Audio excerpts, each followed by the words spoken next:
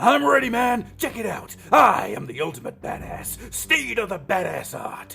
You do not want to mess with me. Check it out. Don't worry, me and my squad of ultimate badasses will protect you. Check it out. Independently targeting particle beam phalanx. Fry half a city with this puppy. We got tactical smart missiles, phased plasma pulse rifles, RPGs. We got sonic electronic ball breakers. We got nukes. We got knives. We got sharp sticks. And most of all, we got her number. How's them apples? Welcome to the Fluffenhammer. Roll the music. First here, then there. Make up your mind already. Death is close. I love Frequently, you have already lost.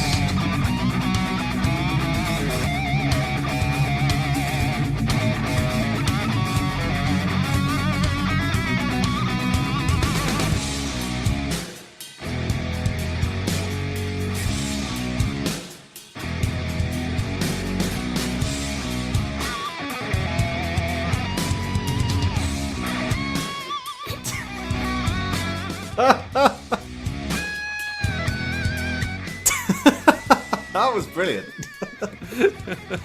Even though I fell over myself twice. Yeah. No, I very much enjoyed it, man. Good choice of quotes. can we say "Somebody wake up Hicks," please? Somebody wake up Hicks! What I've just realised is I should have done that Imperial Guard style. Damn it! Oh well. No. Maybe next time. Yeah, we've got bolters. We've got bolters. We've got bolters and we've got very harsh language. We've got bolters and my book. Hello, welcome to the Fluffenhammer. As always, I am Adam, and I'm here to take you by the hand and walk you through an hour or so of, well, the Fluffenhammer. If you're back, you know what this is.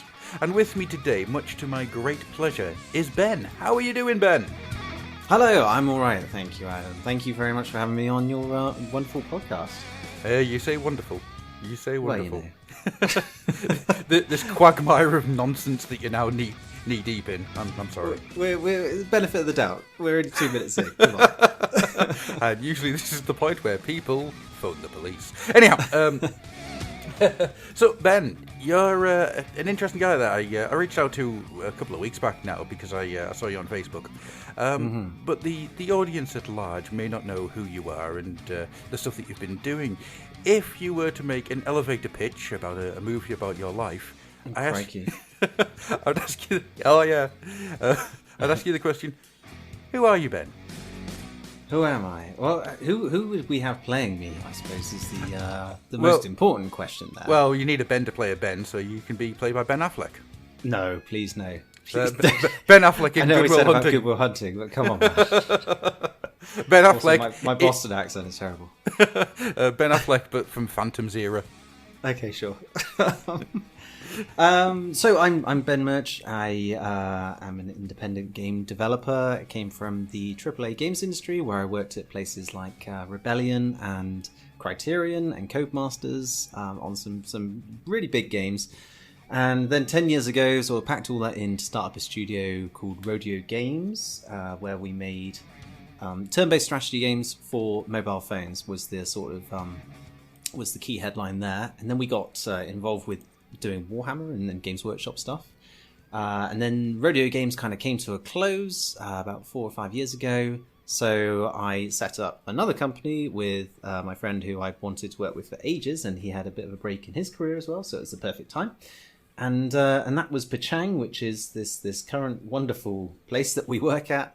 And we are once again doing more turn-based strategy games, mostly on mobile, although we do console and PC as well and stuff like that.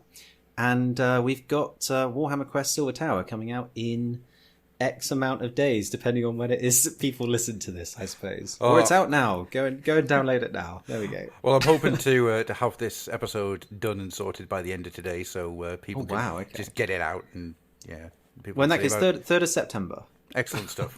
Yeah, and that's the only pushing we'll do of any products. Thank you. Oh no, push away. That's fine. It's if people go and get a copy of Silver Tower out now, or out now possibly if you're listening to this after the 3rd of September. Ding. Yeah, it's worth a mention as many times as you like. What brought you to sort of doing the turn-based stuff mostly? Because I love turn-based gaming. The old Final Liberation being one of my favourite games of all time, purely because I think I played it at that magic time when there's a saying, what is the best time for movies? What is the best year for games? And the answer is always going to be 12. When you're 12, that's the best time for films. That's the best time for games. Because that's the stuff that stays with you for the rest of your life and informs a lot of what you enjoy going forward. Interesting, okay. So I'm guessing you and I are of similar age stances. Children of the 80s, right? Oh, yeah, very much so. Let's say. Yeah, okay. Physically, I'm 38. Mentally, I think I'm like 412. Right, okay. 412 going on 4. Yeah. Well, in that case, when you're 12, there was Jurassic Park was just hitting for me, and that's certainly up there in my top favorite films of all time and stuff. And it's all that sort of Spielbergy stuff, the Spielbergian universe type thing. The Spielbergian universe. Yeah, there's just a fantastic time in movie making.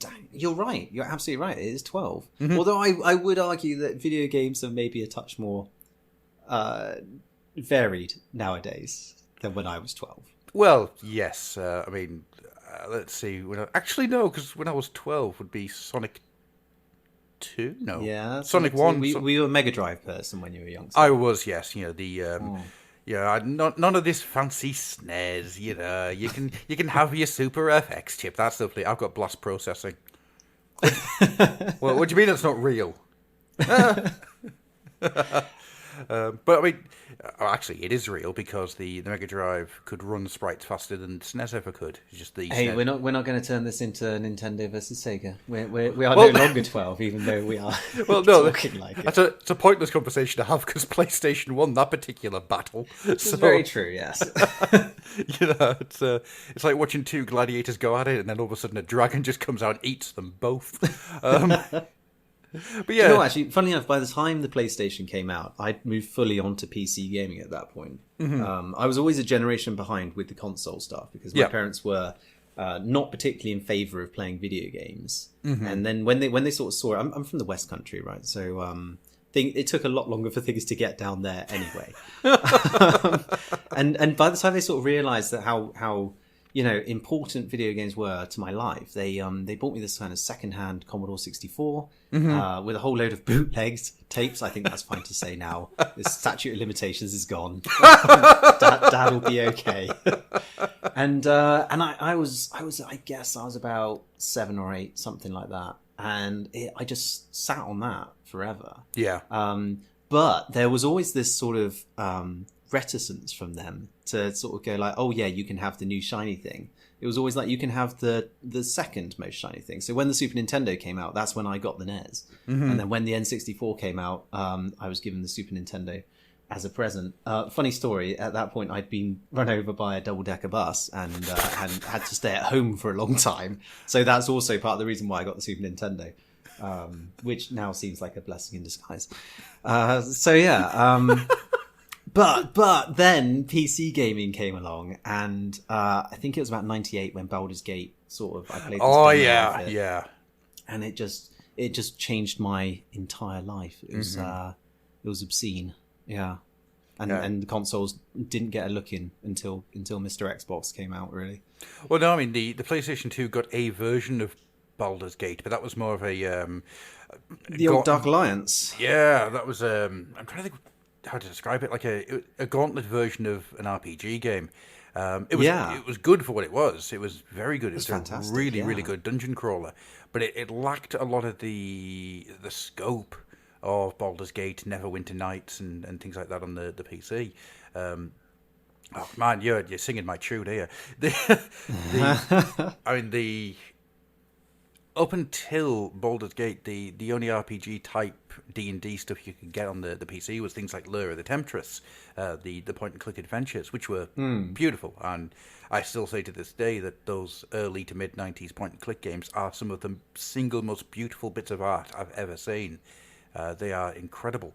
And then Baldur's Gate comes in and it just smashes everything apart, and you sit there going, it's crazy, wasn't it?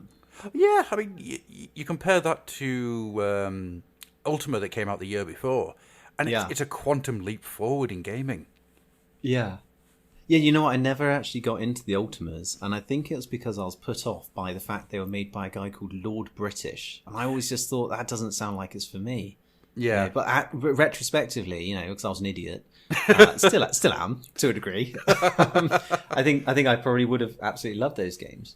But yeah, the Baldur's Gate, the demo that came on this PC Gamer thing that I had. Mm-hmm. You remember old demo discs? I do. And stuff? I do. Yeah, and I sort of read about it in the magazine, and I thought, no, this can't be a real thing. That's not how that's going to work, is it? And I played the demo, and I had to go to Bristol that week because buses were neither here nor there. Back dangerous from the sounds of it. It sounds like buses were dangerous. They were not my favorite thing growing up, but a necessary way of getting to civilization when you're living out in the sticks. And I went to game and went and got Baldur's Gate and just sat there and just consumed it. It's still one of my favorite games to this day. I've got it on the iPad. The special edition thingy they did, enhanced or whatever. Oh yeah, phenomenal stuff. I will say Baldur's Gate and Heroes of Might and Magic 3.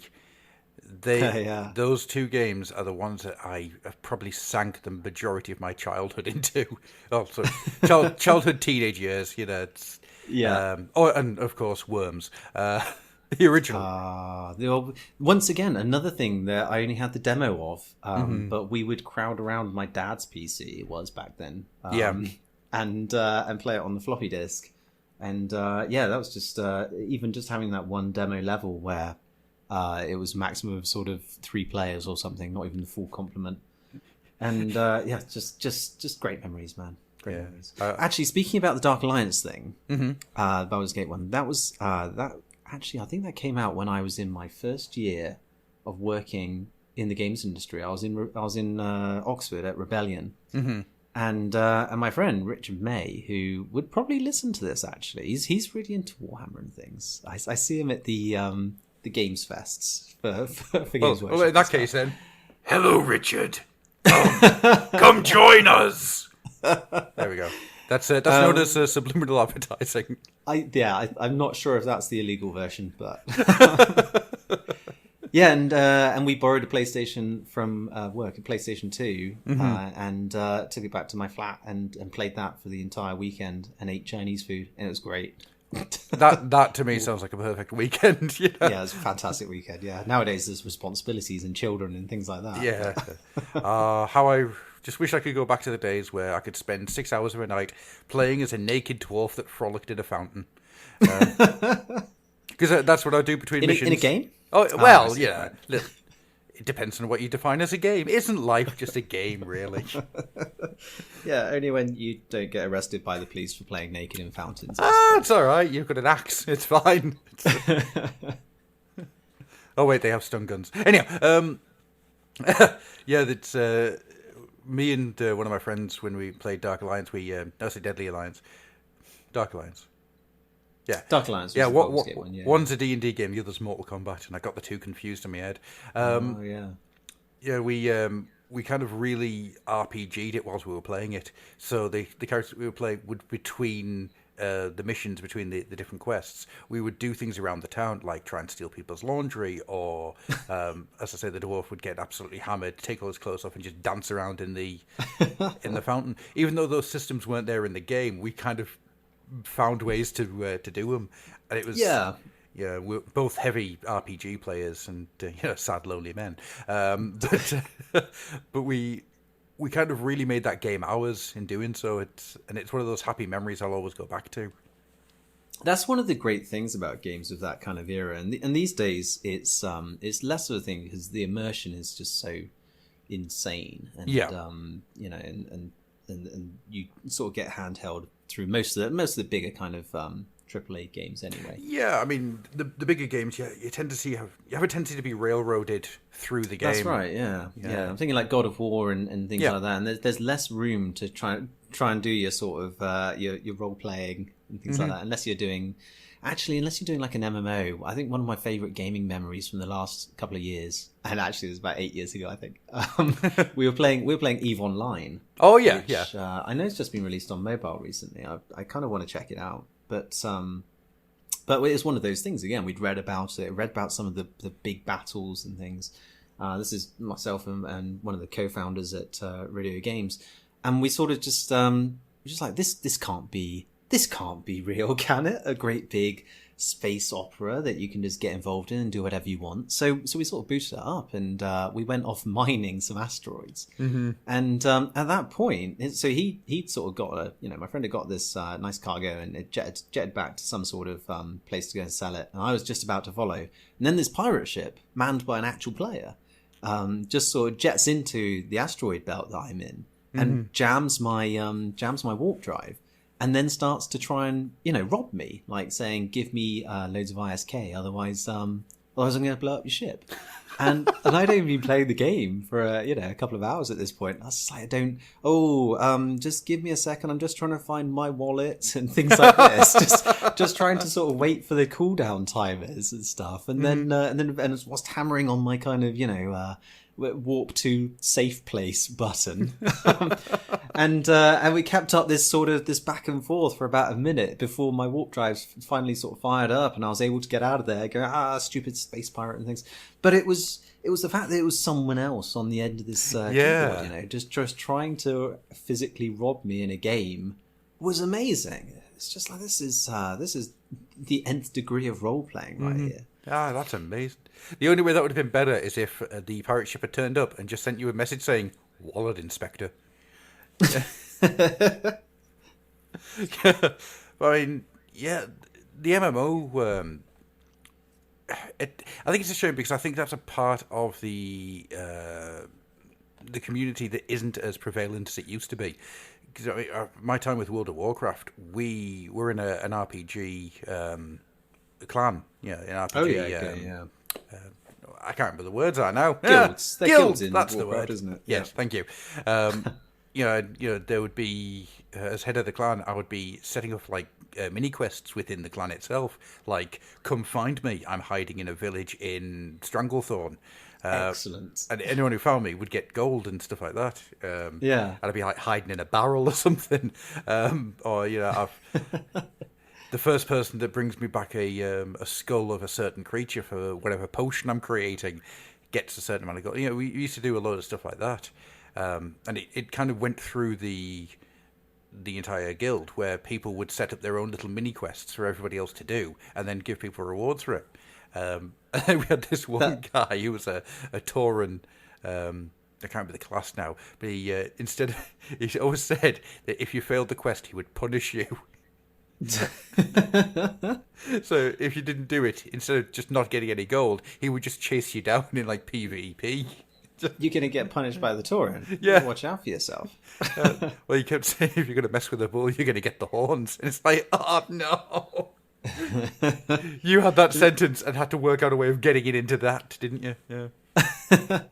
Funnily enough, I played a bit of WoW in my time as well, and some of the better experiences in that, because it's a very addictive game, just in the terms of the gameplay that it gives you. But the fun for me was when you sort of went off script and did things like you're talking about. Yeah. And I'd go into a town, and I was sort of role playing as a bard basically, and I'd go in there and start telling stories like hear ye, and like broadcasting to people, and people would come and sit down, and then at the end of the story, I'd sort of just go and put a gold coin in the hat, and try and get people to give you money, sort of thing. That's and brilliant. That turned out to be a slightly lucrative way of getting gold in World of Warcraft. It's just making the game within the game is just such an amazing thing that you're able to do these days. Well, Which brings it back to why games are better these days, right?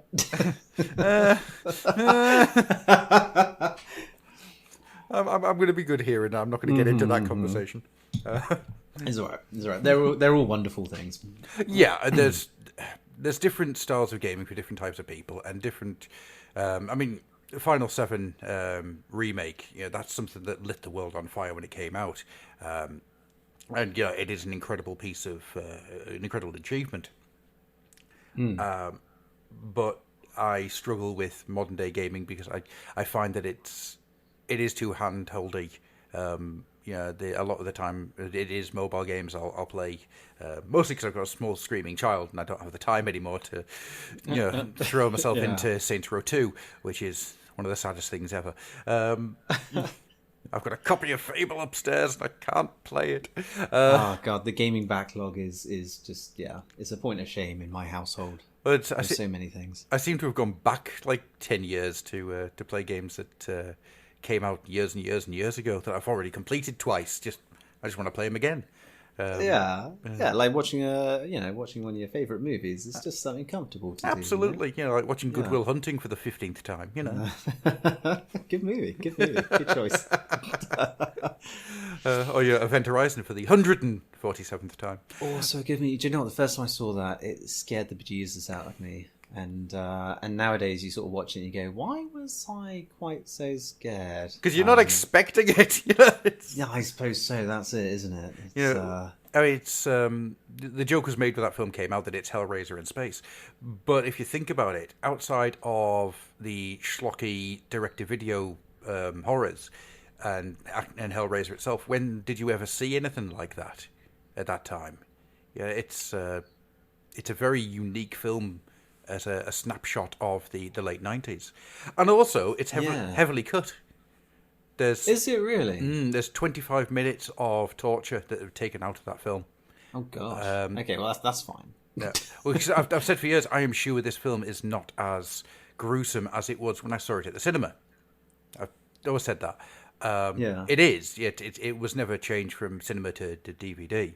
But there is 25 minutes of horrific horror that's been cut out of it. I got talking to a guy who was an editor on that film a couple of years back, and he was kind of walking us through some of the stuff that's in there, and he said that I'm not surprised it got cut out because Paul W.S. Anderson really just got his hands into his own nightmares and presented them to you. And so, okay. Jeez. And I was like, is there any chance of that stuff being released? And he went, nope, it's all gone. Which means all gone. They've just ditched it. No. Totally. It's weirder than that. Sit back, because It went to hell. This is the strangest thing. So the film reel was kept in a old silver mine in Transylvania. Right. Of course it was. Because, yes. Apparently that's actually not an uncommon thing. But there was a fire. And so the original print of Event Horizon is gone. Well, hang on. Yep. Event Horizon, a film made by, or distributed by, is it Universal? It is, yep. Universal. I think it was Universal. Surely Universal aren't hiding all their original film copies in various creepy silver mines in sort of far off countries and things, are they? Well, that was my first thought. That'll be the next National Treasure movie, right? Oh, there you go. Right, I've now found the script that I'm going to make to give to Warner Brothers, and it's going to basically be that in the year 2057, a Indiana Jones type is hunting down a copy of Event Horizon in Transylvania. Perfect. Surely it will be all of the Jean-Claude Van Damme back catalogue with a cyborg Jean-Claude Van Damme chasing him through time as a cop. You can just see Nicolas Cage, can't you? I found it! It's Double Impact! Nicolas Cage. I was watching. Are you a fan of Lovecraft type things? Oh, yes. Oh, excellent. Okay, as I like to always say, Livecraft, Laughcraft, Lovecraft.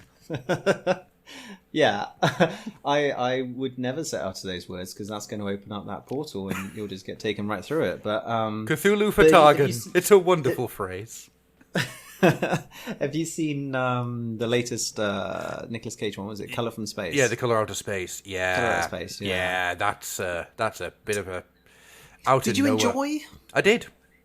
Okay, because I sort of went into it knowing full well what it was going to be. Mm-hmm. And I think I enjoyed the first half an awful lot. And then when it starts getting a little bit meta Yeah, towards the end. I found that it sort of resembled a bit of a like made for TV sort of escapade, and I don't know. I was a little underwhelmed, I think, by their sort of revelations and things, without spoiling anything about the film. But yeah, just watching Nicolas Cage go full Nick Cage in the second half is kind of wonderful. I was just so happy he kept using the same voice as he did in Vampire's Kiss. It's like, yay! I've missed this version of Nick Cage. There was an interview with the director. Richard Stanley. Yes. Who hasn't been doing anything for a while, apart from apparently doing slightly illegal drug type things in a cave somewhere. And and he was saying that when Nicolas Cage got wind of the purple praying mantis, he really doubled down on that. It's like, yeah, we've got to get this praying mantis. I can't do a Nick Cage voice. Not even going to try anymore. But we got to get this praying mantis. More of it. Get it close up as possible. It's going to come creeping out of a well because it's gonna make people go crazy. Like, okay, Nick, sure. I guess if that's what it takes you to get into the movie. Richard Stanley himself's a fascinating individual. Have you experienced the joy that is the documentary of the making of the Island of Dr. Moreau? No, it's once again on my list of shame. You get to see who Richard Stanley is and why he makes the decisions that he does. It's mostly because a witch visits him in the night. Yes! Oh, wow, okay. You're my favourite person. Yeah, I feel like I want to watch this now. Is it true that he sort of dressed up as one of the extras to come back onto the island to then attempt to carry on directing or something along those lines? He so basically he got fired from the film.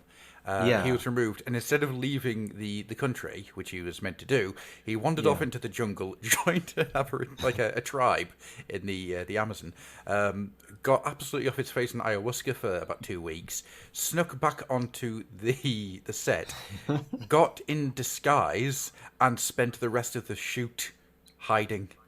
Brilliant. Like, you would though, wouldn't you? If you could Absolutely. just to see what's going on. Yeah. He's a great. I mean, the films that he did before that, to tie it back into what the Fluffenhammer nobody does, stuff like Hardware. It's a very 2000 AD style movie with Lemmy as a taxi driver stroke radio DJ, Lemmy from Motorhead. And it feels like it's a future shock from 2000 AD. There is grime that just emanates from every part of the screen, and then he goes from that to doing Dust Devil, which is one of the weirdest films I've ever seen. Do you know, I've never seen that. It's once again on my list, and I always used to see it in the video store when I was a youngster and wanted to watch it. He did another one as well, but I can't remember what it is. It's Carnival of something, did he do? Or he's a part of? I can't quite remember. Carnival of Souls or something. And then he gets Isle of Dr. Moreau, which is a horrible experience for the poor guy. Which it's a horrible experience for everyone, from what I understand. I mean, half the actors actually wanted to sue the production company afterwards. And then he kind of vanishes, and I'm really glad he's come back with the Colour Out of Space, because from what I understand, he's all up for doing another few Lovecraft adaptations, which I'm Colour Out of Space has done so well that the next one will have a higher budget, so hopefully he can really get to play around with doing something. Basically, I want either him or through his actions get Guillermo del Toro to finally get Mountains of Madness made. Because Mountains of Madness, I honestly feel, would be one of the greatest films ever made. Nobody would be expecting half the nonsense that's in that. Well, this is it. So I've never actually read Mountains of Madness or anything along those lines. So it would be a complete surprise for me going into it. And didn't they have Tom Cruise attached to it at one point? Yeah, the Guillermo del Toro film. Yeah. Which I'm fine. I have no issue with Tom Cruise. I think he's a great actor. Well, it depends on which Tom Cruise turns up. If it's the Tom Cruise that gives a damn about the craft, then you're in for something special. If it's the Tom Cruise that doesn't really care and is there for the paycheck, the mummy, then you're going to get something a little. You're going to get something a little bit lackluster. Mummy. Yeah, well, hopefully Magnolia Tom Cruise would turn up, right? Oh, Vanilla Sky, Tom Cruise. That's the one. Yeah, Vanilla Sky. That'd be good. Yeah. Yeah, the one that really goes to town on. Well, I mean, Mission Impossible, Fallout. Tom Cruise. That's the one I want to see. You know, the one that has Tom Cruise actually throwing himself out of a plane for real. Yeah, I feel like they're actually going to kill him at one point with the filming of these, because I think he's signed up to do something in space next with Elon Musk and maybe it is the Mission Impossible man whose name escapes me right now. But they're meant to be doing a film. Actually, just they're going to shoot it in space. Yeah, it's not just going to be hey, this is a soundstage.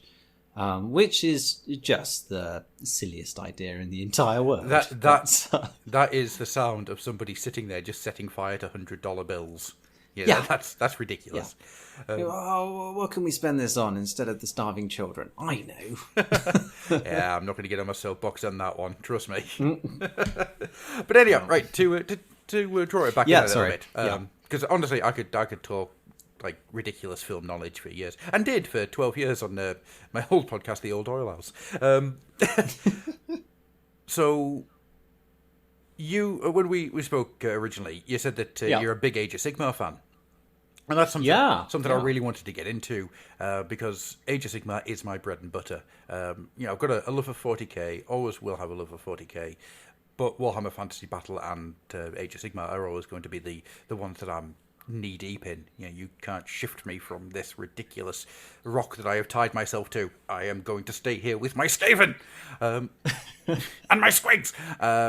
So what is about Age of Sigmar that draws you in, and what sort of the factions and armies do you cast your eye over on a regular basis? Right, going back in time once again, back to those 80s, 90s era. I was on a school bus, another bus in my history, and I'm starting to fear for your safety here, fella. Yeah, it's okay. I live in Guildford now. There are no buses. It's fine.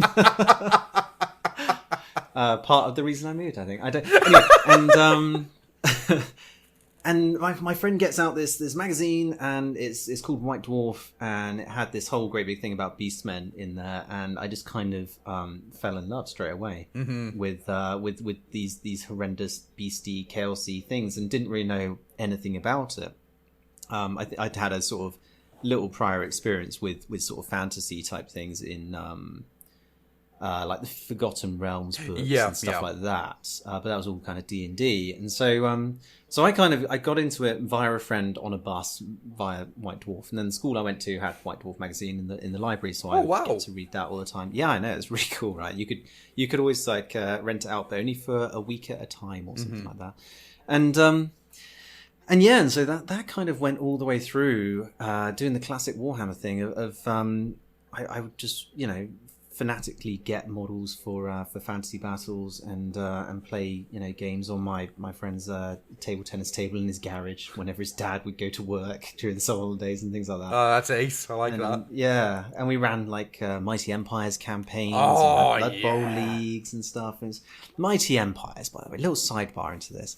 Holy cow! If someone could make a computer game of that, like I think it's perfectly paced for the for iPads and things, right? Absolutely. I would just love to see a rendition of that, and I really don't want to make it myself because it's one of those things that I'd like to play. Just going into it completely blind, see someone else's wonderful telling of it. Anyway, so yeah, I did that classic Warhammer fan thing of I got to about 17. And started to take notice of girls and pubs and things, and kind of dropped out of the hobby for a little bit. And it wasn't until I sort of joined the games industry and then started getting back into things properly when I was, I don't know, about 25, 26, something like that. That I sort of rekindled my love with it all. I was always a little bit into Warhammer 40,000. I mean, I had like a Space Wolf army and things. Yeah. But it was always fantasy battles and always the fantasy side of it, which just interests me way more. I'm way more fantasy than I am sci-fi. Yeah. So then gosh, we're working with Games Workshop on Warhammer Quest. We'd sort of, it's going to be the first iOS Games Workshop game. And it had gone really well. So then we're chatting to them about what to do next, and it turned out the next game we did was Deathwatch. So it's like a 40K thing, and it was one of those sort of, well, let's do sci-fi next because we've just done fantasy, and it's nice to do a bit of pew pew after a bit of smash smash. And I will have to say I was a huge fan of Deathwatch. Oh, thanks, man. Really liked it. Yeah, I'd quite like to do a Deathwatch 2 at some point. Maybe next. Who knows? Yeah, and so we're talking Deathwatch 2, watch harder. Deathwatch, yeah, watch nothing because the Tyranids won. Oh no. Yeah, and then they sort of started to say, you know, like we've got this thing going on with Warhammer, which might be interesting. And that's when we sort of found out that they were going to kill the old world effectively with the end times, and that was just a sort of, you know, once you get your head around it, you go, wow, that's incredibly gutsy to do that. Yeah, absolutely it was. Yeah, and for all their reasons and for whatever else, and for me especially as someone who is quite entrenched in, you know, the things that I like, and I don't particularly love, or didn't particularly love change, at least back in those days, I was a little bit sort of wary about this, and I think that's kind of why we went over to do 40K. Yeah. At that point. And then you know, Radio Games, we, you know, a couple of the directors wanted to do other things and go off and do other stuff. So we sort of closed down the company, and I started up Perchang with a friend of mine, and we had we had, what was it? It's like 6 months worth of savings to make something for the App Store, and we wanted to kind of learn Unity as a new engine, so it would be a test bed for that. And we wanted to see how well we worked together before we went on some sort of bigger project. Yeah. And so we did this little game called Perchang, which was like a little physics ball puzzlery type thing where you've got little gizmos in the stages, a little bit like Marble Madness or Screwball Scramble or something like that. You know, that old board game. And yeah, we kind of did that, and it just took off. It took us like 6 months to do from start to finish, and ended up being downloaded like 6 million times or something, which then funded, you know, the studio to be able to do some bigger stuff. And so I always kind of wanted to go back into the turn-based strategy thing, and to get round to the answer to your question. This is when Age of Sigmar was really starting to sort of take shape. Yeah. So when it first came out, I didn't particularly love it. I you know, that year one content, I was like looking at it going, it's Golden Knights, and what is this, and what's the realm of chaos, and what's going on here? And I didn't really get it, and I didn't really feel it was all fleshed out properly enough. And that's fair enough, because just going, hey, here's a great big universe right from the bat is an impossible thing to do, I think. Well, I mean, that was definitely the plan. Yeah, the idea was to open the sandbox and let people explore it a little bit before they start blocking things off. And start putting everything into place. And I think they've done a damn good job so far. There are elements which I will always say, I want to know more of that, but that's the point. That's why they do it the way they do. But yeah, I agree. Yeah, exactly. That first year was very flat. But I remember the point where I fell in love with it, and it was reading the Bone Splitters stuff, where it just went, some orcs get a bang on the head, and they go a little bit strange, and decide to take off all their clothes and go to fight the biggest monsters. Yeah. Yep, I'm in. All right, cool. Yep. There we go. Lovely. Thank you very much. I'll have some of that. Yeah, for me it was when they did the second edition, yeah, and started taking helmets off the Stormcast, and they did actually turn it a little bit sort of grittier and took it away from that Age of Myth sort of look. Yeah. And the artwork started to turn more sort of, you know, to this sort of slightly, it's not grimdark or anything like that. It's just Age of Sigmar now. Yeah, absolutely. And it really kind of found its feet. And we were at Warhammer Fest for when that was being unveiled, showing off Quest 2: The End Times, and I sort of just saw it and went, "Wow, this is going to be my thing then, I guess." Excellent, thanks a lot, Games Workshop. So yeah, at the moment I'm painting. So I used to paint an awful lot when I was a youngster, and I got back into painting properly a couple of years ago. So I'm sort of doing experiments with Stormcast at the moment, because I have an awful lot of those lying around, with some Custigores at the moment, and some of the nice little sets from, what do you call it, the Mirrored City game, Shadespire. Oh, yeah. Oh, yes. Yeah, some of those, like Steel Hearts Champions and stuff, Yeah. I've sort of done in a sort of different... paint sort of jobs, so they've got sort of silver armor and red kind of cloaks and things. And Yeah. and I'm really kind of enjoying that. And of course, doing Silver Tower, just reading an awful lot about Tzeentch, and the new Tzeentch especially. That's not healthy. It's not a healthy thing. No. It can No. make a man go a little crazy. All work, no play makes Homer a bad boy. Yeah. So that kind of stuff at the moment. Yeah.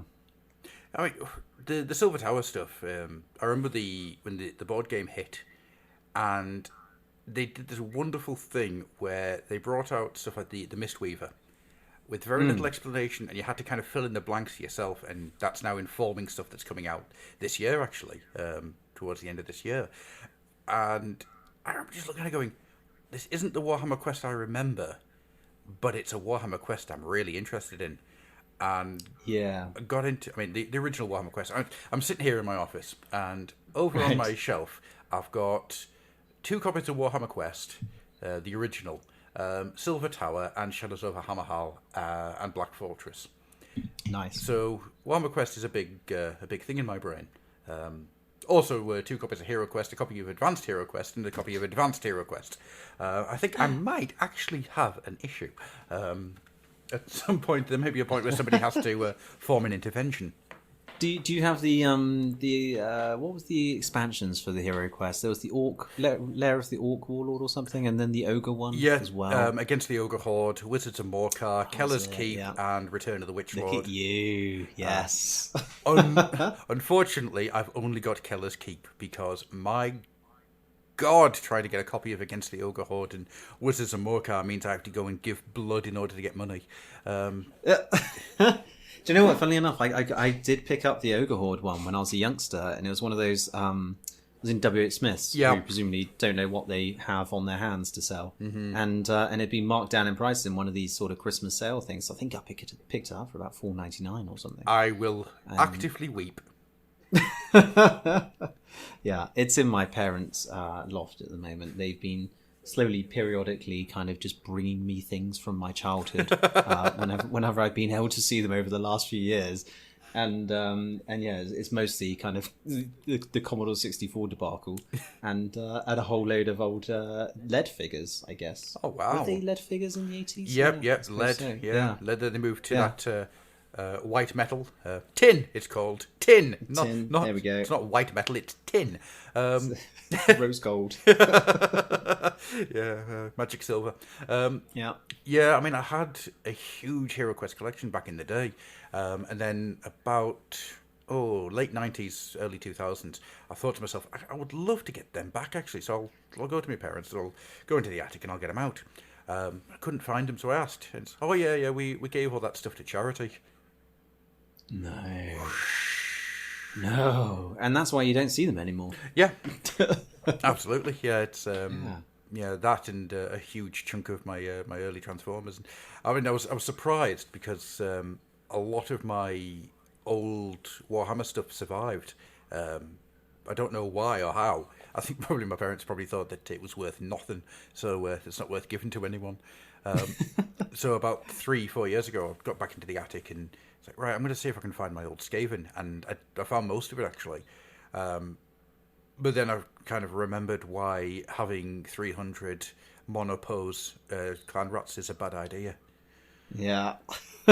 See, this is another reason why Age of Sigmar is awesome, because I feel like you don't need to have 1 billion models to play a game. No. Or anything like. I mean, you can, sure. Yeah, but, you can go full horde, but I am overjoyed at the fact that I can now have a Skaven force with no clan rats, because I've got a Skiri army that is Warp Seer, Vermin Lord, and Warplock Engineer, which means I can make Stormfiend's battle line, which is like, yes, I don't need to have 200 clan rats. I don't need to paint them. Yeah. I just do a little happy dance. Yeah. Yeah. So Yeah. I'm trying to think. What's in my? I've got a Citadel case. Sorry if you can't hear. I'm turning around. That's all right. Just so we know, my office is in a bit of a state of flux. So we moved house last October, and I'm still kind of sorting everything out because I have a child. So free time to sort things out is not a thing. And in the Citadel case, which is funnily enough, when we did Warhammer Quest, we sent over a bunch of miniatures to get painted up by professional painters at Games Workshop. Oh, wow. Yeah, and then it was featured in White Dwarf. It was kind of, the theme was, the old and some new miniatures as well. So we had like this original Warhammer Quest set painted by, it was like Chris Peach and co. And then some of the newer heroes and some of the newer miniatures that we'd sort of picked out as well. I'll see if I can find the photo of it, because they took some lovely professional photos as well. Anyway, that's in my sort of Citadel case back there. Oh wow! But the thought of trying to hoik around that 5,000 point chaos army I had when I was a youngster, it's just not a very fun thing anymore. No. I mean, I think my Skaven army, I can't remember exactly how much it got, but it broke 10,000. It was ridiculous. How many screaming bells did you have? 3. Of course. One of them was actually on the back of a rat ogre rather than an actual screaming bell. It was just a nice rat ogre holding a stick with a bell on the end. I can't help myself when it comes to converting. I just end up chopping kits up and going mad. Which is why plastic's better than metal. Yeah. So what led you then from sort of the hobby side of it into deciding to actually try and, I want to make these games for mobile? Because, I mean, there is when it comes to turn-based games by themselves, it's an art form, I think, and it's one that you don't see that much nowadays. Everything has to be that there's a term for it, and I can't think what it is. That real-time style combat. So it's really fun to hear that you're kind of staying in the turn-based arena, and it's one of those things. Turn-based gaming, as I say, Heroes of Might and Magic 3, a game that I still go back to now, 22 years after the really. Yeah, 22. Oh my god, 22 years after 23, 24 years after it came out. There's a portrait somewhere in your loft that's covered up. Yes, absolutely. There's a portrait and a monkey's paw. It's sign of a misspent youth. Still got the one wish left. There's a lamp there with some screaming coming out of it. It's. I think I just created like the best museum in the world. I've forgotten what I was saying now. I've gone like down into the horror route. Turn-based strategy. Oh yeah. Yeah, turn-based strategy is always one of those styles of game that I've really enjoyed. I think it's why getting back into Warhammer when I did was such a big thing, because I love turn-based gaming. When it comes to RPGs, tabletops, I'll always prefer turn-based to real-time, and I don't know why that is. It's just one of those things inside my brain that just goes real-time. Outside of Warcraft 3, I will add. Warcraft 3 is the pinnacle of gaming in my eyes. But I always prefer doing turn-based. I think because it gives you time to think tactically rather than being reactive a lot of the time. So yeah, I mean, so things like StarCraft was a staple for me when I was growing up. I never really did Warcraft until Warcraft 3 came out, and then I think I was really into sort of first-person shooters at that sort of time in my life. I was sort of that that young 20s kind of thing where you still have your reactions and you can still be vaguely competitive. Yeah, I think that's the other thing as well. I'm old now, so I can't be bothered with threats. Do you know what we actually have we have like a dad's gaming club type thing for game developers on Thursday nights, and it's just me and a couple of friends basically just playing online video games, and we're playing Valorant at the moment, which is the Riot Games kind of Counter-Strike alike. Oh right, yeah. And it's so wonderful because it's not a Twitch first-person shooter. It certainly helps if you're able to aim and you've got some reactions about you. But just placing and being able to strategize on the move is a huge part of that game. Yeah. So I feel like we can still sort of go vaguely competitive and try and sort of win some matches and things. Even though it takes a few seconds to react to anyone coming on the screen. I do have to say, I love the term Dad's Dick Gaming Club. That's like, yeah. It has to be on Thursdays. It has to be after 8 o'clock in the evening when everyone's children have gone to bed and stuff. It's otherwise, it's not like the days where you just go, oh, hey, do you fancy doing something tonight? Yeah. Because invariably you will be doing something that night. Oh yeah. whether you like it or not, so it has to be a part of the week that's carved out. And also with all the coronavirus stuff at the moment, it just helps to have some sort of vaguely routine seeing your friends type thing, even if it is on an online situation. It's quite nice. But yeah, the turn-based stuff. So the plan was, when I left, Codemasters was my last big company I worked for. Oh wow! And not the it was one they set up a studio in Guildford, and I was working at Criterion before that, doing Burnout Paradise and things. Oh wow! Yeah. And then they sort of said, come and work over here. We're doing some interesting things, and so anyway, and that kind of.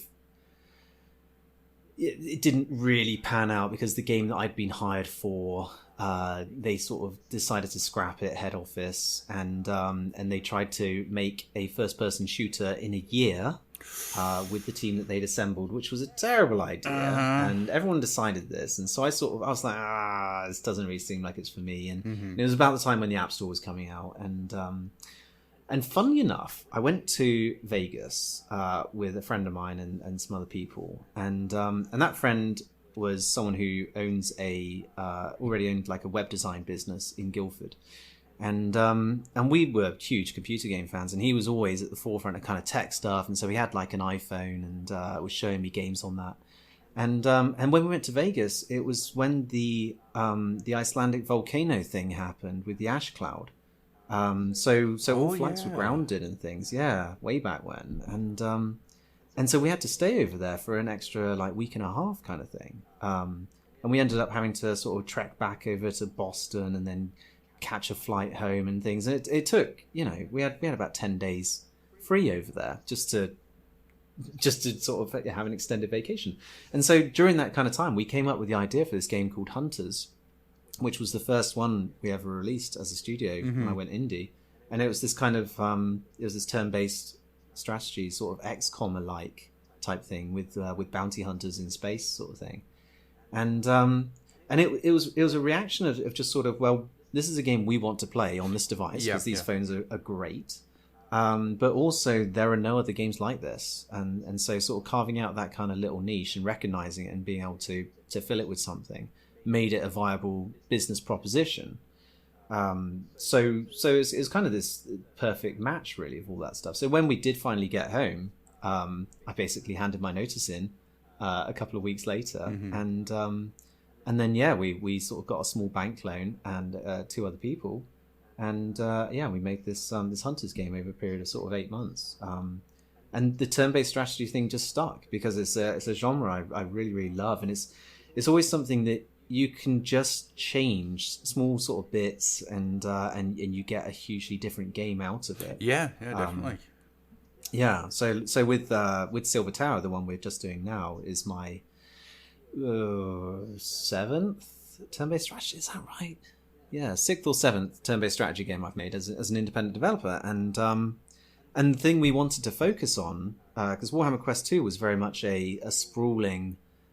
Going from room to room, a proper kind of dungeon bashing sort of thing. And it was the end time, so we blew all the doors off, all the options, and said, you can have a party of Dark Elf sorcerers if you want, all with, grenades or something like this, right? And just tried to make it as customizable as possible in this great big sort of sprawling dungeons. And that kind of came with the baggage of, well, now all the characters feel a little bit samey. And And because these dungeons are so long, some of them take 45 minutes, it became more of a kind of war of attrition, as opposed to, tactical kind of battles, which is where that sort of love of turn-based strategy kind of comes from. Do you remember Advance Wars? Did you? Oh yes, oh yes. Yeah. So I Before Nintendo Nintendo ruined it by making it serious. I've never played it. I only ever played the Game Boy Advance one back in the day, and that was always it's perfect in my eyes. These small kind of tactical battles, right? Yeah, so we sort of wanted to kind of bring it all back for that, and really make a focus on moving. So where you would stand in the stage, in these sort of smaller stages, can we make a game based around that? Mm-hmm. And so we spent about a year just doing pen and paper prototypes whilst we were trying to. We did a few updates for Quest 2, and we were doing some art style stuff as well, art direction stuff for how it should look, because Silver Tower, the game we just made. Looks very, very different to any of our previous ones. It's really kind of colourful, and it's not quite cartoony, but it's more. I feel like it's more reflective of Age of Sigmar. Yeah, it's got a real stylized look to it, and there's one of the big issues I've got with a lot of modern gaming is the shades of grey and brown. Yeah, and so when something colourful comes out that's got a lot of bright colourful's not the right word, but it's very vibrant. The Silver Tower. Saturated and stuff. Yeah. It catches the eye, and it's interesting, and it brings me in, and it reminds me of the old, like, playing Sonic the Hedgehog and things like that. Which makes me happy. It's like, ooh, colours, I like these. Compared to the misery of life. Sorry. That's one of the first things that jumped out about Silver Tower to me, is just how vibrant and full of life everything is, and I really, really like that as a design aesthetic and a choice that you guys have made. Well, yeah, there were kind of two points behind that, I guess. One of them was an old interview I was listening to with the guys from Blizzard when they were talking about doing the original Warcraft games, and. Yeah. And they were saying, like, why is the art style, and you can see this in StarCraft as well, why is the art style quite so colourful? And they said, because we designed the game with all the blinds in our office open, so sunlight was pouring in on our monitors, because quite frankly, you're playing a game in the dark, it doesn't really matter, like, you can see every single part of it, every facet of it. But not everyone has a setup like that, especially if you're playing in an office or something. And so you needed to have these really bright colors just to be able to make out what was going on the screen, especially back in those days with those old VGA monitors. So games had a tendency of becoming quite muddy in that case. And you sort of look at like Diablo as well, and things like the original kind of contemporaries around that kind of era, and just imagine trying to play that with the sun shining through your window. It'd be nightmarish. It is. So yes. So you have a sort of similar situation with mobile phone games these days, where someone could be playing anywhere, playing on a bus or not a bus, never a bus. What is it with that today? All right, anyway, could be playing on a park bench, and the sun could be shining, and so you really need to make sure they can see what they're doing. Yeah, absolutely. It's a big part of it. But then the other thing is just reading that Silver Tower book over and over and over again, and the amount of times it references bright, striking, bountiful colours and things, and you're just like, well. Yeah, let's do that. That sounds like a really interesting direction to go, because the original stuff we did for it was quite kind of grim dark and a lot more like Warhammer Quest 2 was. Yeah. And doing it this way is just it's really fun. Well, you're setting yourself up in a Zechian hideout. Yeah, there is going to be no muted. It's all going to be giant plumes of colour flying at your eyes. Yeah, exactly. Yeah. As much 90s era neon as you can physically ram in there. Oh my god! I've just had the idea of having a global hypercolour shirt with the Zechian logo. Right, I need to work out how... I have no idea what that is, but it sounds great. I already in. Global Hypercolour was the shirts that were like bright colours, but as they warmed up, they changed to another bright colour. Oh, yeah, okay, those ones. Also known as the Sweaty Pits shirts, because they... Sweaty Pit shirts, yeah. They just showed where your sweaty pits were. Lovely. But if you had that, but had a Zechian logo on the front... So as the shirt warmed up, the logo comes out. That would be. That would be very cool. Games Workshop, if you're listening. Hey, Yeah. get on that one. I don't think they listen to me. Although saying that, they do have a tendency of coming out with stuff I've mentioned, so I don't know. Yeah, you'd be surprised. Those little Zinchi and spice they get everywhere, man. I think it's just nurglings in my case. They just put nurglings in my my air ducts. In the brain. Yeah. I've got the brain nurglings, master. Can someone fetch me a physician? I've completely derailed my own train of thought. I do apologise. Oh, that's all right. Turn-based strategy, etc. Oh yeah, so I mean the along colours those and lines. everything. Yeah, I mean I was watching the video that you guys put out for Silver Tower. Okay. And one of the things that really sprang out was the character models and how they juxtapose. That's not a word. That's the correct way of saying that. Oh yes. my god, these brain nurglings, they're just playing with my language centres. And the way they stand out against the backgrounds and the floors and everything, because once you've got that kind of bright, vibrant colour, it's quite easy for things to become overwhelmed. And the characters, I don't know if you've got them in a slightly different saturation or something like that, but the characters stand out and they're so easy to see, and I was quite impressed by that one. I know it's such a weird thing for me to get hung up on and to notice, but it's one of those mechanics and aesthetic choices that sprung out, and I thought it was quite clever. I'm really glad you've picked up on this, because it's something we spent a long time on, even though it's a very subtle thing. So what we have is there's actually a layer that you have lots of layers in stuff like layers in Photoshop and things like that, right? And you have a similar kind of concept in Unity, and so we have an actual character layer, and they take ambient light from the level that they're surrounded in, but then we also have a key light in every scene that is for the champions only. So if you turn off that key light, then they actually do blend in with the scene, and you kind of lose them. And that was a big problem. We were just like, well, this is no good, because this is going against that whole Blizzard theory of being able to see everything you want to all the time. So there's a permanent kind of real time key light on those champions all the time, and it only shows up on them.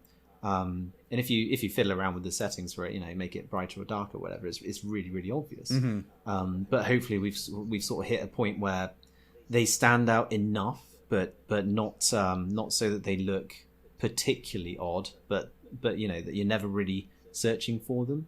I think one of the issues with games before Warhammer Quest 2, because we started playing around that concept with Warhammer Quest 2. Yeah. Putting key lights on characters. And games before that, I think one of the problems was that you would always, or you would sometimes miss enemies in the stage because you just couldn't see them. Especially with some of those the gene stealers and things in hive ships and stuff in Deathwatch. Yeah. You could kind of just miss them. And as a player, that's not a particularly rewarding experience, because you always just want to be able to quickly look at the scene and then start forming your tactics. You don't want to spend 30 seconds looking at the scene to try and get a layout of the land, before you start forming opinions on what to do. So yeah, I'm glad you noticed it. Thank you. That's all right. I always look at the art side of things first. It's just how my brain's wired. Yeah. Somebody could be sitting there going, yeah, but this is like the greatest game mechanic I've ever seen. I'd be like, yeah, but look at the noses. Do you know, actually, we have we're quite a small team over here. There's only sort of 4 developers, and it's 2 programmers, 2 artists. Yeah. And we have one artist just fully on characters all the time, which is, a conscious decision, because we really wanted to make them sing in this. The characters in Age of Sigmar are just obscenely well detailed, and the models are fantastic, especially those ones in Silver Tower. Actually, yeah. They all look really, really great. So just having one person dedicated solely to recreating that and making sure they are, properly great was a big choice back at the beginning. Yeah, I do have to say though, I am somewhat disappointed at the lack of Cogsmith. Yeah, well, he was. I know he's Hammerhal, but Yeah, he's Hammerhal, isn't he? Just we got a Chaos Sorcerer Lord in there. I don't think we've revealed all the champions actually. Okay. That are in the game just yet. But the Cogsmith isn't in there. we wanted to have the 6 originals from the board game, so that's fine. And then there are a couple of we had a great long list when we first started the project, and lots of them didn't get in. But we sort of have about 20 odd models, and then cut that list down to about 10 for this first release. Not because of art time or anything like that, but because of the programming side of it. We wanted every character to feel really different. So that video that you saw has a Mistweaver kind of casting her stun sort of spell thing, Glimmer Mist. It's so and cool. and that's what we wanted, right? We want everyone to go, oh, that's so cool to see that one character having that one kind of skill, because no one else has a stunning skill in the game. It's just her. So if you want a stunning character, you go with her, right? And yeah, we sort of didn't really have enough programming time to make all the characters feel unique enough and stuff. So rather than just sort of duplicating them for all the rest that we have, I thought we'd just hold on to them until phase 2, where we can sort of do them properly. I mean, we've got like an Uruk war boss in there for phase 2. This is and the original idea was for him to have a pushing kind of mechanic skill. I like which that. we kind of right. So he can like just push people back and things like that, which makes it a real pain for when you're trying to do hand to hand and things. But that comes with an extra thing of, well, what if he's on a ledge? Can he push people off? And then do they ragdoll off the ledge and sort of fall into chasms and things like that? And rather than just going, well, maybe, we thought, let's do it properly. So that's kind of phase 2 sort of material. Hopefully. I mean, I'm just saying things now. The code team will probably like, no, stop, no ragdoll. Stop that. You. No, stop that. That's 4 sleepless nights I've got now. Thank you so much.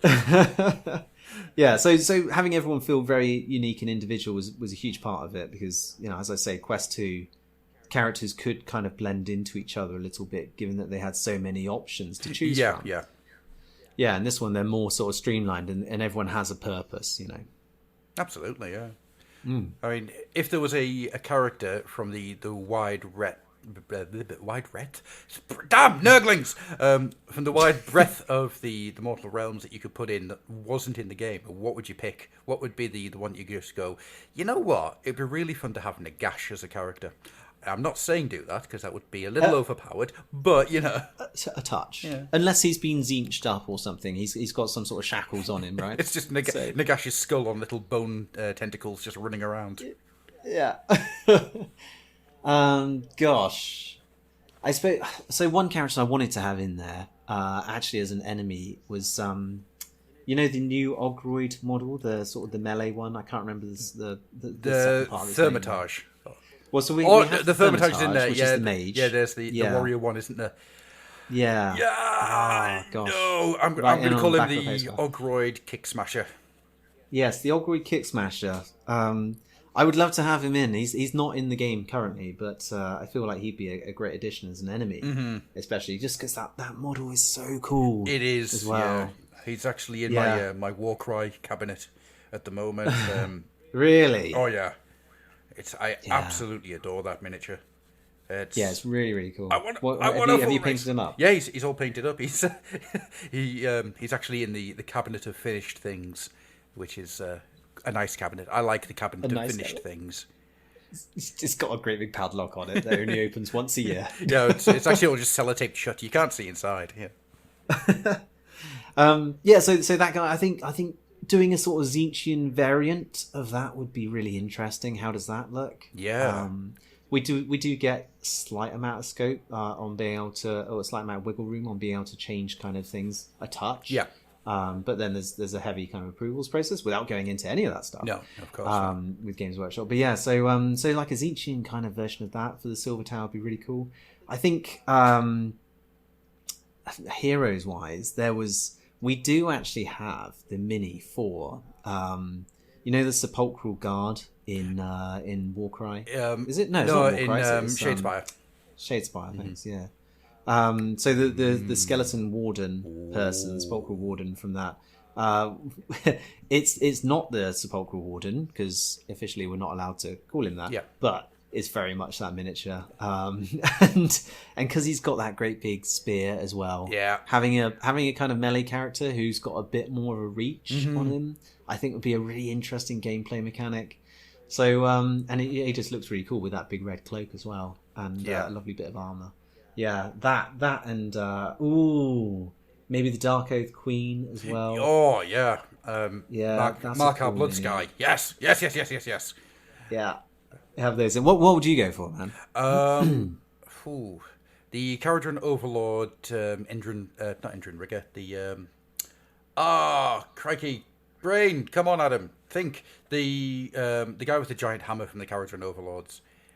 Okay. Purely because not one of the Gatling gunners. No. Oh! Now you say that. Yeah, they'd be quite cool, huh? Yeah. Okay, I'm going to go for the Gatling gunner because that would be a really interesting thing to see in the middle of the game, where you've got like Dark Oath Chieftain and Stormcastle there, like just throwing the big weapons around, and in the background you just got a dwarf smoking a pipe who just pulls out a Gatling cannon and just starts shooting away, and then just tips his top hat. Yeah, do you know? I'm not entirely sure how I feel about the Caradons.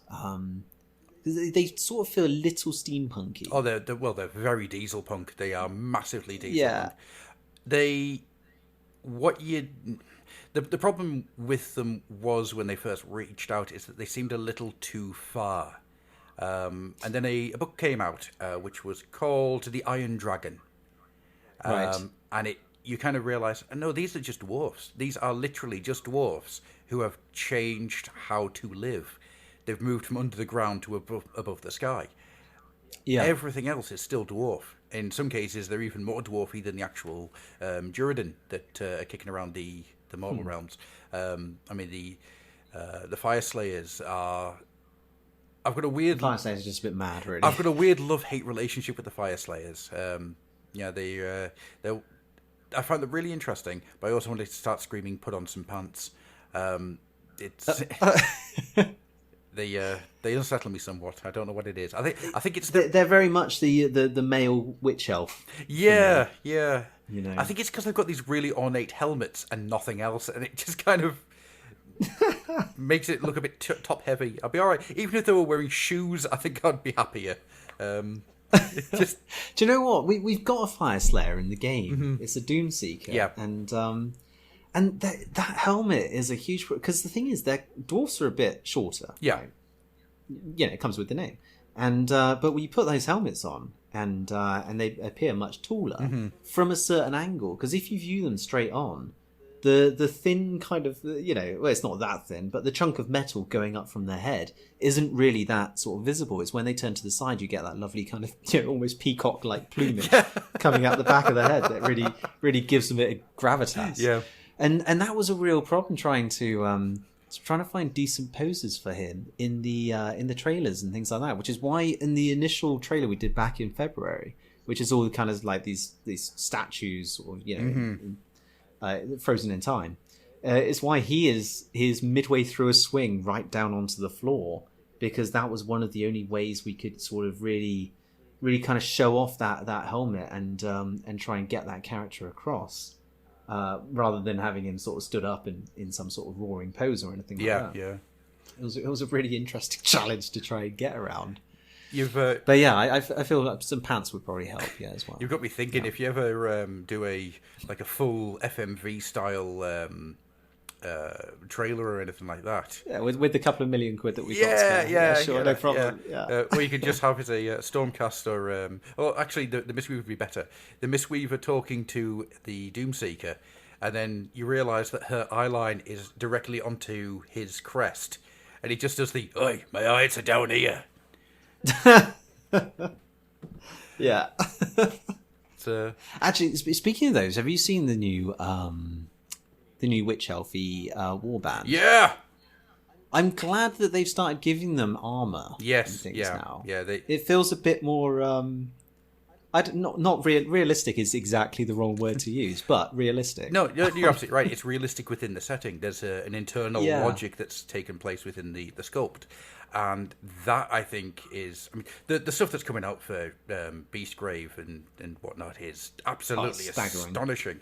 The new Auric one came out. No, it went to the pre-order last weekend, and I know full well I'm going to end up buying 3 sets. One to have as is, one to cut apart to just completely work with, and then one which is going to actually be used for Beastgrave.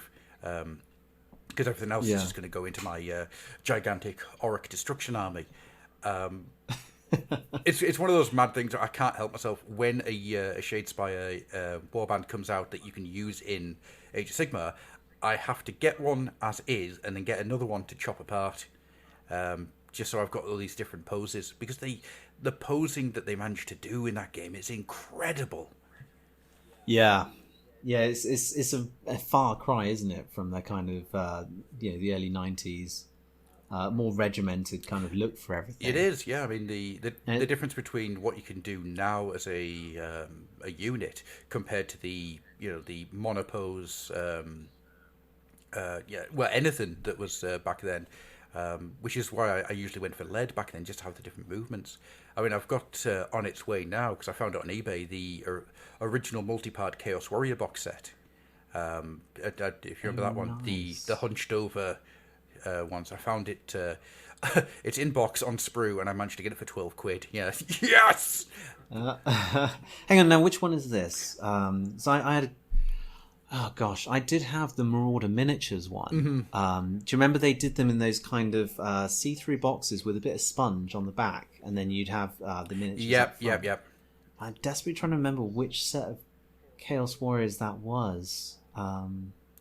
Because then, of course, I've got the Slaves to Darkness one. Oh, yeah. I haven't even opened the box yet. Yeah. It's just sitting there waiting for a properly rainy day. Because those new Chaos Warriors are amazing. They are. And at some point, I need to think about what I'm going to do to get hold of them. That's the problem at the moment, is there's so much happening that I have to very, very carefully pick and choose. For both money, time, and space. Otherwise, yeah, exactly. Otherwise, you end up not living in houses anymore. Yeah. Being sold for the greater good. I mean, I run Caradron, Duridan, City of Sigmar alliance. I run a Destruction Orc and Gloomspite alliance. I've got a Undead Nighthaunt Bone Reaper alliance. Ooh, nice. All with like different themes. Like my Destruction Force is all jungle themed. So part of the army is a herd of animals at the front, which are the front line of my force. The idea that they're just like rampaging through jungles and just forcing these creatures out in front of them, just using squig rules for them, and it means that anybody has to get through this this battle line of wild animals first. Nice. I like themes. Well, what's your thinking with the death setting ones? Because I feel like I want to start making more Nighthaunts. So those miniatures are really interesting. So there's a thing in the Soul Wars book about Nagash eating all of the other gods of the dead. He goes into their areas and devours them. And so I got to thinking, well, what if a god of the dead survived? And he's like rebuilding and trying to get enough of a power base in order to go after Nagash as vengeance. And I got to thinking, well, is there any named characters I could use? And I went back through the end times, and you got that the unnamed one. Hang on, I recognise this description: metal and leather mask. That's Drakenfels from the old Drakenfels. Right. So I've got Drakenfels, the god of the forgotten dead. Nice. So it's the people who died, who nobody stops to remember their names for whatever reason. People who died alone, people who died in fear, and he's drawing them all into him in order to basically go forth and unseat Nagash. Which is an even more unsettling ghost army than just a regular ghost army, I feel. Yeah, absolutely. Like the souls of the desperate and forgotten. Yeah, absolutely. Nagash has the all are one in Nagash, and Nagash is one in all. My idea is that you will not be forgotten. Come to me, and your name lives on. It's that's preying on that that desperate need to be remembered. And that's the idea that I have, that Drachenfels is just sitting there. Because it kind of ties in a little bit to what he was like in the old Kim Newman book. You know, that arrogance and that ego that he had. Yeah, and then the idea that his name was removed from the records in the old world, and he became the nameless one, the forgotten one. And then, you know, he kind of takes that and goes, I felt that way because people forgot who I was. Come to me, I know how you feel. And it's bullshit, obviously. He's Drachenfels. It's a means to an end, but I think it's a nice theme for the army. I feel like you can probably expect that in a White Dwarf expansion quite soon. Yeah, I look forward to that. Hey guys, we've got a really good idea. And it's just me in the background. I mean, you laugh, but I mean, back in the mid to late 90s, I went nuts and I bought a load of Space Crusade Chaos Androids, right? With the sole intention of running a Chaos Android army. Chaos Androids, the Chaos Dreadnoughts, all that type of stuff. Yeah. Right? Finally got it done. Took me about a year. Got it done, all painted, ready to play. Do you know what came out that month in White Dwarf? The Necrons. Go on. Oh, man. They're kind of not really Chaos Androids, though. No, but they're more like Death Androids. So you're all right. But at that point, I remember looking at it just going, "Are you kidding me? Are you kidding me?" I'm aware that we're kind of getting on for time at the moment, so we'll have to start wrapping up shortly. Yeah. Just 'cause a small screaming child will be needing to be looked after. So, the last thing I kind of wanted to get into was we've kind of gone into your Age of Sigmar starting and the inherent fear of buses that you've now got. Let's not dally on that. Yeah, that's fine. I'm a little concerned how much that's come up today. I'm fairly convinced that you've got some kind of weird carnivorous sentient bus that lives in your area. I mean, when I go out running, there is something that follows me in the bushes for sure. Unfortunately, that's just me with a microphone. Can we do the interview now? Okay, that's it. And then, we kind of got into the Silver Tower. What plans have you got for the future that you can talk about? Is there anything that's really... I mean, this could be a hypothetical thing. Is there something that you really want to have a go at? Like, is there some part of you that thinks, what would be really good? Man o' War. Not Dreadfleet, Man o' War. Or, Chainsaw Warrior. Something like that. Well, Chainsaw Warrior, they already did, didn't they? Oh, they did, yeah. Actually, yeah. Digital, I think. Yeah. The Bristol lot. Yes. Okay, so... I mean, it might be Judge Death's sing-along. I don't know. Ooh. Now, 2000 AD. So, okay. I worked on the Rogue Trooper game. Oh, wow. Okay. I'd never really heard of Rogue Trooper before because I was sort of one of those people who was into, like Buster and Whizzer and Chips comics and stuff like that, as opposed to 2000 AD when I was really young. And so when I went to work for Rebellion, I kind of got to, explore 2000 AD, which was really cool. And I joined just after they'd finished the Judge Dredd game, and just when Sniper Elite was sort of being made. So I sort of did that, and then got plucked onto the Rogue Trooper team. Yeah, and found out all about that, and as kind of slightly corny as some things are, I find that to be a really interesting universe, like the New Earth and the Noughts and stuff like that. Yeah. And just the stories in general. I mean, it's a bit on the nose having your helmet being manned by a guy who was called Helm and things like that. But I think there's just something really interesting about being able to do a graphic novel, a version of that in a digital sort of format because you get a lot more scope to explore with and stuff. Yeah. And I know they're talking about doing a Road Trooper movie, aren't they, with Duncan Jones directing, which would be awesome. Absolutely, really cool. Yeah. So doing something along those lines would be cool, obviously. But Warhammer is basically my sort of first love, really. Yeah. And getting to work with that in a video game format, it's just sort of combining those two things from when I was a teenager.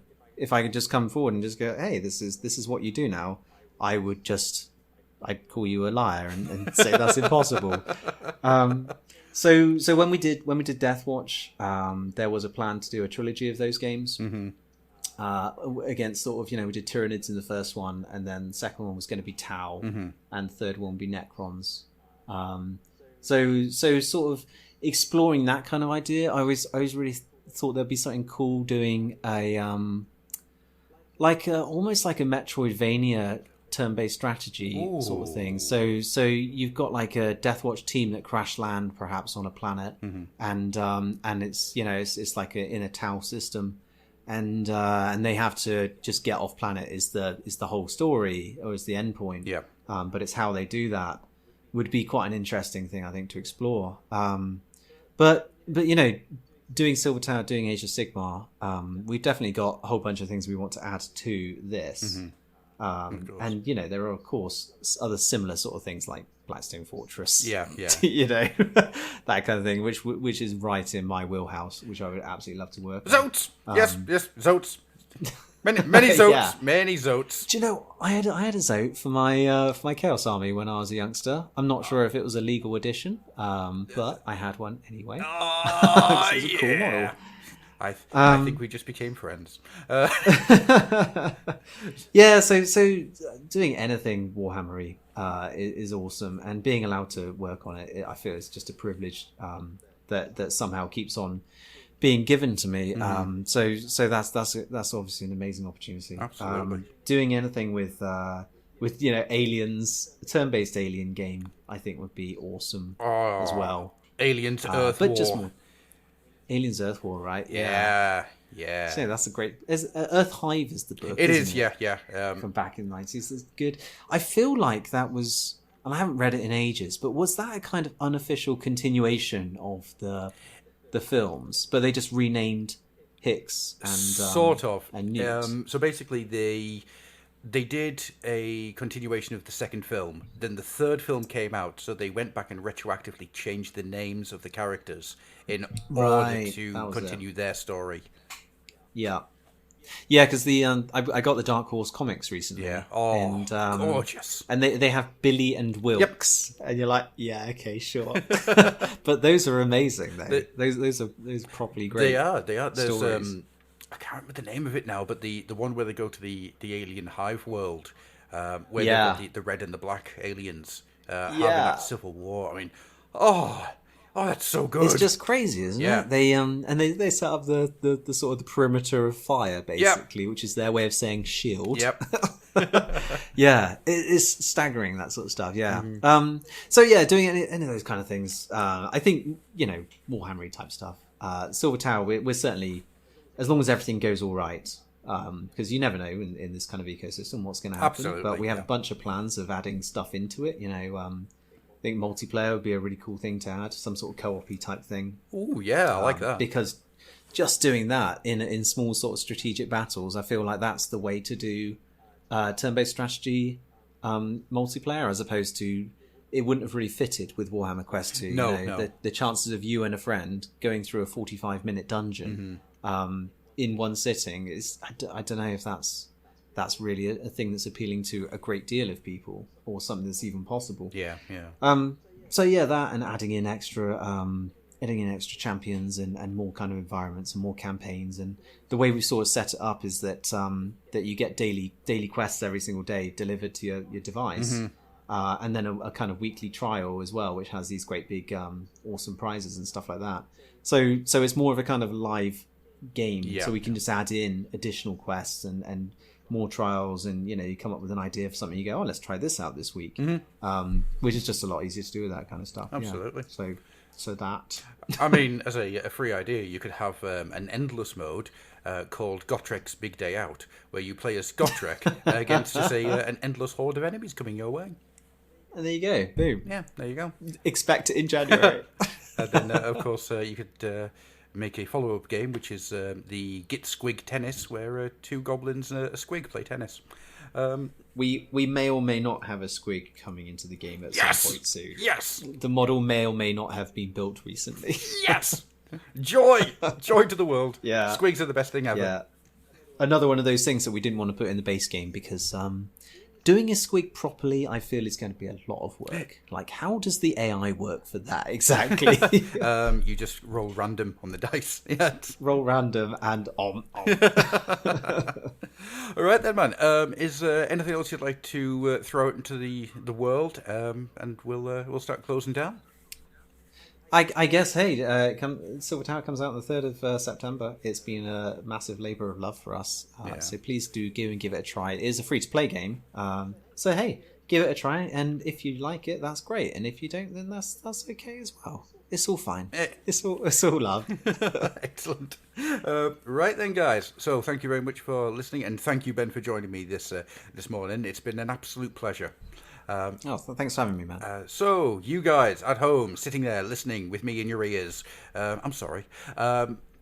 You can, of course, find us at The Fluffenhammer on Facebook. You can find the group, The Fluffenhammer, on Facebook. You can find me on Twitter at The Fluffenhammer. You can find us at thefluffenhammer.weebly.com. And, of course, there is the Patreon, where this week, me and George, I think, are talking about Fabius Bile in great depth and about why he's everyone's favourite eugenicist.